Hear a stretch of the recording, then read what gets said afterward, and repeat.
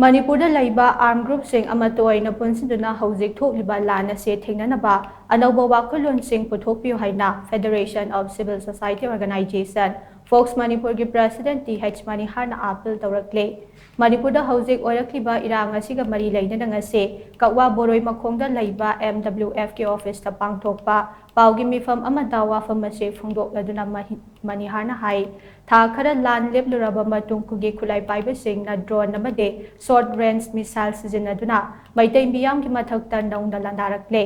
masina maram orga kautruk amadi moirangda pioi amamam thawai mangkhre Manipur ki oirakliba phibam masigi yenglaga Manipur lengaki security advisor amasung Manipur police ki DGP makhoi gi famdagi lauthokadabane loinana India gi sarukama oiriba Manipur da landarakliba se defense minister na hakchinna lauduna military crackdown nama chatharaga Manipur kangadabane amaromda kuki jogi MLA tara khaidokraga leihoriba MLA yangkhai na Manipur kannabagi damak resign tawba yauna chapchaba firep ama lauraga center da akanba pressure pigadabane Manipur kaningba CSO sing Amatta Oina punsilaga thabak tawnaba aponbagi mifam ama FOCS na mapung oiba thodang lauraga athubada pangthoknaba honaragane Hairiba mifam asida CSO khodimakta saruk yamina se mifam asida laktaba CSO singde Manipur gi interest ta thabak tawningdabani haina lauthokane masiga iroinana aikhoigi armed group sing Amatta Oina pulaga Laan Asi Thengnanabiyo kuki singna lan kaptringaida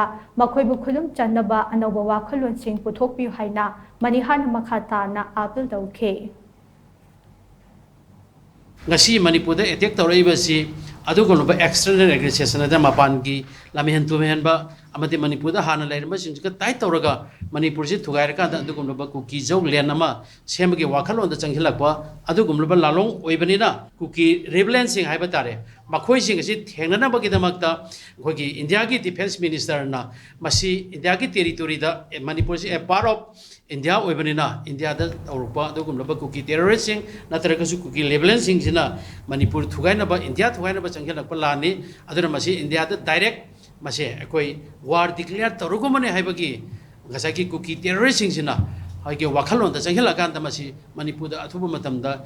military crackdown toraganda haiba kuki sing Manipur gi lemai da ke takthua kanda India kan biu Manipur kan biu anduga Manipur gi praja sing kan biu